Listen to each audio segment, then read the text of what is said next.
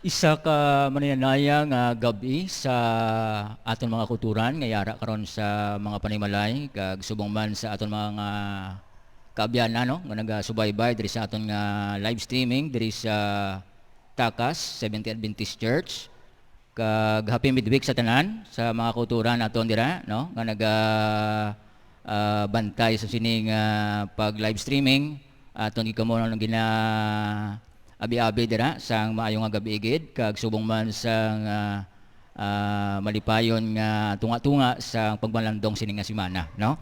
Sa sining gabi no nagapasalamat kita sang pag-invite sa aton diri no sa sining nga iglesia diri sa Takas Church no sa diin ang inkabahin kita diri sang pagpanimbahon sa sining gabi no. So salamat gid sa leadership sa sining iglesia diri sa Takas SDA Church. Ako ginagapasalamat no sa pag-invite nyo diri sa akon. Sa umpisa mga kuturan, magduko kita sa makadali para sa pagpangamuyo. Makagagahom nga Dios tagiya sa nga manulang mga kabuhi. Salamat Ginoo. Sining nga pribileyo nga sa diin na makatuon naman kami sa imong mga pulong. Kabay pa nga ikaw magpakamayo karon sa among mga kuturan nyari karon nga nagatambong kag subong man sa mga kultura namon nga ara karon sa mga kabalayan nga sa diin Ginoo lantaw sa sining live streaming. Kabay ka gid maga-bless sa tagsa-tagsa sa amon. Kabay hatag sa akon Ginoo ang kinaalam nga langitnon nga mapaathag ko sa nagakaigo ining mensahe nga gusto mo ipatag sa tagsa-tagsa sa amon.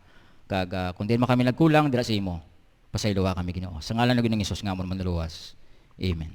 Sa liwat mga kuturan mayong gabi sa mga kulturan aton diri sa Takas Church no kadamo nga mga best nga na-invite kita diri pero do damo mga best nga nagbalibad kita mga kulturan tungod man sa mga kasakuon bala no pero pa nga Ginoo mayo gid no nga sa diin yari kita sa sining nga tion sa pag hatag sang sining mensahe no. So may quotation mga kuturan nga nagasiling, if you are stressed, you'll get pimples. If you cry, you'll get wrinkles. So why don't you smile and get dimples, no? So ini mga kuturan nga quotation nagpaathag sa aton mga kuturan nga maghibi kita, no?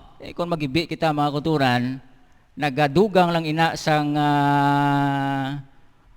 wrinkles aton nga guya mga kuturan. So ang smile mga kuturan nga ginahambal diri isa ni siya ka pinaka the best nga attire no sa aton nga kabuhi no amo ni sang gitawag nga smile kung bisan diin ka bisan laway ka mga kuturan o kung mga kabyanan kung ga-smile ka ang masumalang mo ga-smile man na no. So amo ina mga utod no ang isa ka quotation nga nagapahayag sa aton. So may ara kita nga tawag nga life cycle no. So kung nagaedad ka sa 3 years old to 8 ang baldiri paramihan ng toys no. Padamo kuno sang ginatawag nga alampangan. Mag-edad ka naman sang 9 years old to 18 years old pataasan ng grades nan. Mag-edad naman ka sang 19 years old to 25 paramihan kuno ng BF kag GF. Bo grabe no. Kung gaedad ka naman sa 26 to 36 years old, pagandahan ng asawa. Grabe, no? Kag sa 36 to 45 years old, palakihan ng income. Daw may mga kilala ko sina ba? Kung 46 to 55 years old, padamihan ng kabit. Ambot ko tuod na. 56 to 70 years old, padamihan ng sakit. Terrible, no? Sang una, kung bata-bata ka pa, kung bata-bata pa kita, ang kulon hamot gina no pero kung mag-edad na tagani mga ginagamit adiya bro efficient oil na mo no do mahamot na siya no mas mahamot pa sa ginakulon nato no. So amoy na suno pa gid diri 70 years old above pabunggahan ng libing. Grabe no. So what is this life no ano ba lang ining kabuhi mga kauturan no kag mga kabyanan kaangay sinisang sa pagpatumbaya sang lawas ta sang kagalingon ta sa sobrang pagpatumbaya magbalatian no kag posible sa sobrang pagpatumbaya maaksidente kita no ang matabo sinadya na mapatay no. Kung mapatay ilubong, no? Kag way takabalo kung ano ang kaimtangan kung magbutaw inaliwat nga patay, no?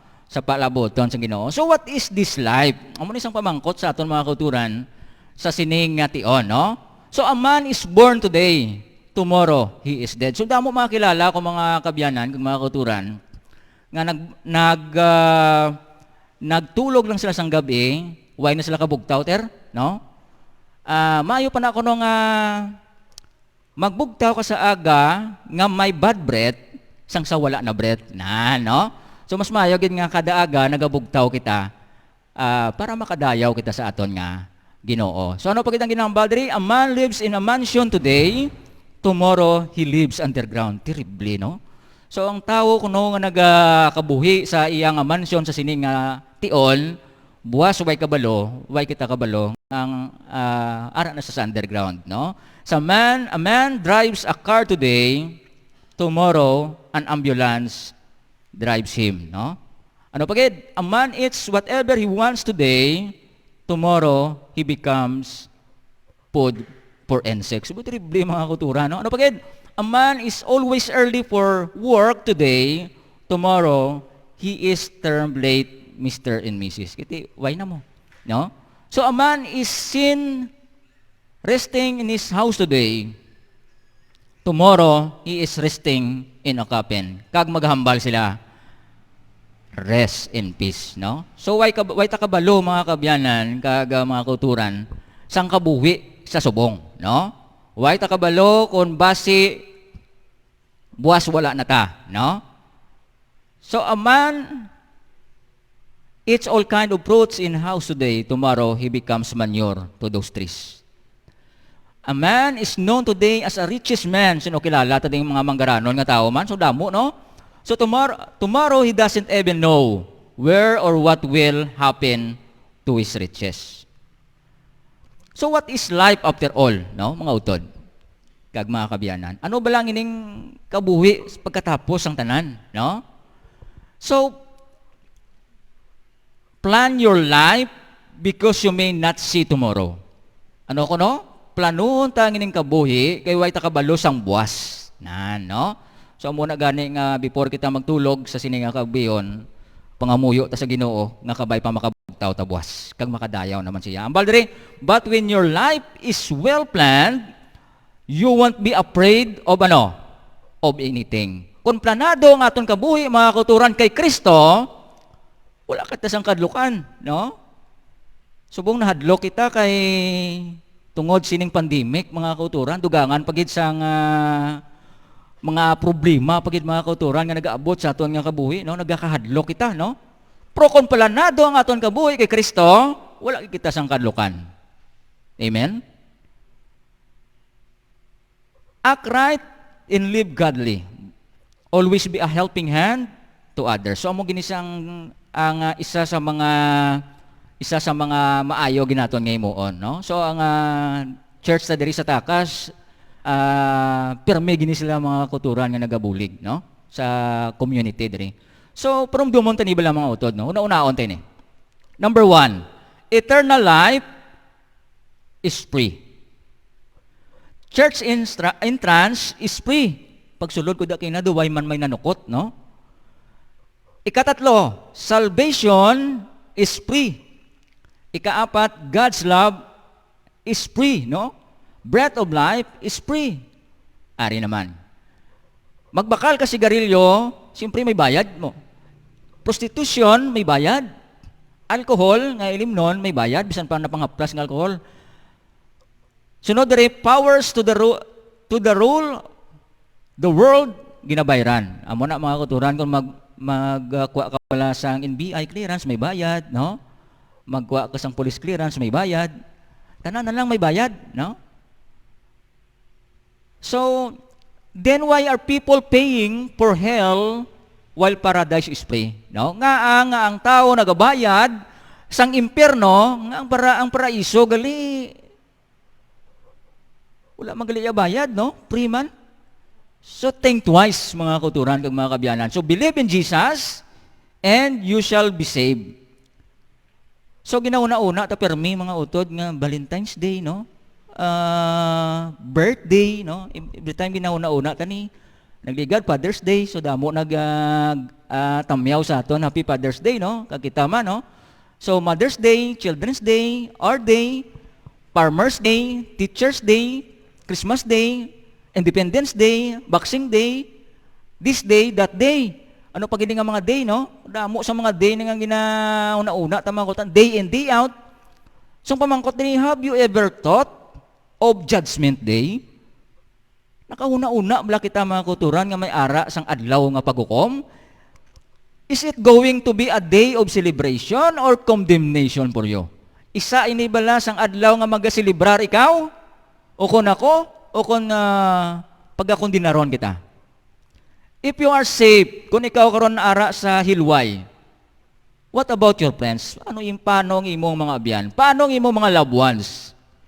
Show them love by telling them about the Judgment Day. So amo ni sa mga kauturan nga pasalamat kita sa Ginoo, gintagaan kita sang mga kinaalam.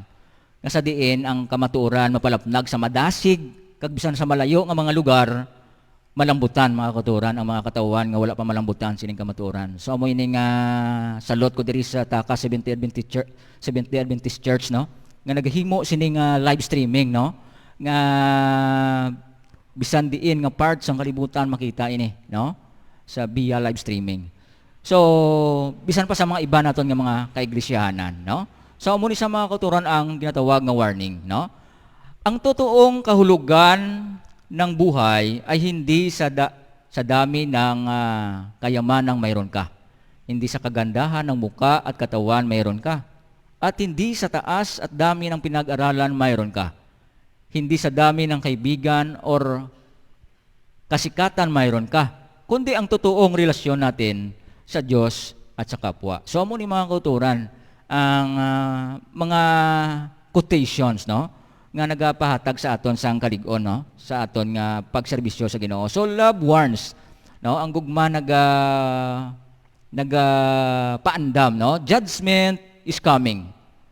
Seek Jesus now, no? So pangitaon tagid sa Ginoong Hesus mga kabyanan, no? So ara ka mo dira subong nagalantaw sa inyo panimalay. Kung ano man da ang inyo posisyon karon, gapungko man kamo, kung nagahilay-hilay man kamo, nagalantaw kamo subong. Binagbinago nato ang mga kulturan, no? Ang aton nga kabuhi kun bala na preparar ini sa Ginoo, no? So ano pa gid ang ginahambal diri?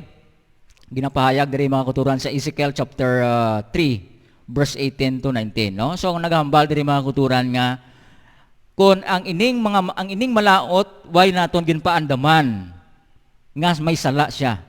Kag napatay ining malaot ang matabo mga kuturan ang dugo sining wala nagpaandam i-require sang Dios sa iya mga kamot.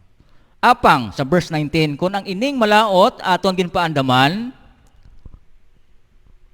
kag wala siya namati kag napatay siya wala kita sang salabton dira, no? So amoy na mga utod, no? Kag mga kaabyanan nga kinahanglan kuan kita, no? Amoy na mga kuturan nga may ministry man kita, no? Halin pa sang 2018 ginatawag nga kamatuoran pagatun-an, no?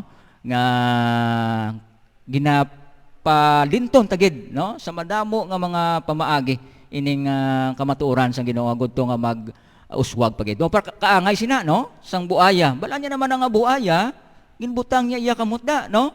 So kung di ginkagat, no? Sa muna sa kun balaan nga malain, kita na pagimuon mga kuturan, no? So day of judgment, hambal diri sa Ecclesiastes chapter 12 verse 14 kay ang Dios magadala sang tagsa ka binuhatan sa hukmanan, pati sa tagsa ka butang nga natago, kun ini maayo o kun ini malaot. So amo na mga kuturan kung may ara kita nga mga hibubunot sa aton kasing-kasing karon, kung may ginabutang kita sa una-una naton nga hindi maayo nga mga plano mga kuturan, ipaiway na lang ina, no? Daniel City Jess, ang paghukom gintalana kag ang mga libro ginbuksan, no? So kung nabuksan ina nga libro mga kuturan, inang libro sa kabuhi kag wala kita dito, mapaslawan gid kita. So kinahanglan ara gid kita dira mga kuturan. So makita naton diri sa Revelation 14 verse 7, fear God and give glory to Him, for the hour of His judgment is come. Maabot gini mga kuturan ining paghukom sa aton Ginoo, no? So importante sa sina nga paghukom na aman kita kag hindi kita madala sa sining hindi kita madala mga kauturan sa katugadalian, no? So ano pag diri, every one of us shall give account to God, no? Tandaan ta gini mga kauturan sa Romans chapter 14 verse 12, no? Sa tanan kita magatubang, no, sa aton nga Ginoo. So isa ka quotation mga kauturan nagahambal diri. Umbrella can stop the rain. O kung ang payong mga kauturan, hindi siya makapauntat sang ulan, no? Pero makatindo kita sa ulan. Confidence may not bring success, but gives us power to face any challenge in life, no? So kinahanglan may ara lang kita sang confidence sa aton nga kabuhi. Agud to mga kauturan nga ining aton nga ginatuba nga mga challenges sa aton kabuhi mga kauturan, mangin malig-on kita, no? So what is life, no? They say it's from B to D, from birth to death, but what's between B and D, no? So ano ang sa tunga-tunga sang B kag sa D? Di C, no? So what is a C? It is a choice nan mga kauturan. Amo na sayang ginatawag nga choice sa pagpili kita, no? So buong gani ginapapili man tayo, no? So our life is a matter of choices. Live well and it will never go wrong. So kailangan may ara kita sang maayo gid nga choice. Amo na sa ang C. Kung wala kita sang sakto nga choice, ang matabo sina dira hindi isa ka C na. Ang matabo sina da mga kauturan kung hindi kita maayo magpili, tatlo na da kasi pagsisisi na, no? So dumayo man, no? So the secret to a happy life is prioritizing God. Ang sikreto sa isa ka malipayon nga kabuhi, amo nga unahon tagid mga kauturan ang Ginoo naton, ang Dios naton. So amo ni mga kauturan ang isa ka mga butanggid, no, nga dapat naton ibutanggid sa aton nga huna-una. So katapusan mga kauturan, isa ka quotation, you may have had a bad start in life, but you can have an awesome finish in Jesus. Subong malang ning medyo mapinot ang aton kabuhi mga kauturan kag mga kabyanan. Apang kung malampuwasan naton initanan, maangkon naton mga kauturan ang kaluwasan. So kabay nga sa malipot naton nga pagtuon sa sining gabi, no? Kabay pang ipalapnag naton ang mayong balita sa aton mga kaparintiyan, sa aton mga abyan, sa aton mga kasinglingan, sa aton mga pinalangga sa kabuhi. Agud to mga kauturan wala sang may isa nga madula sa aton kundi tanan magaululupod kita sinang langit gin hatag sang Ginoo sa aton. Kabay nga Dios magpakamayo sa aton sining gabi. Amo ni ako pangamuyo.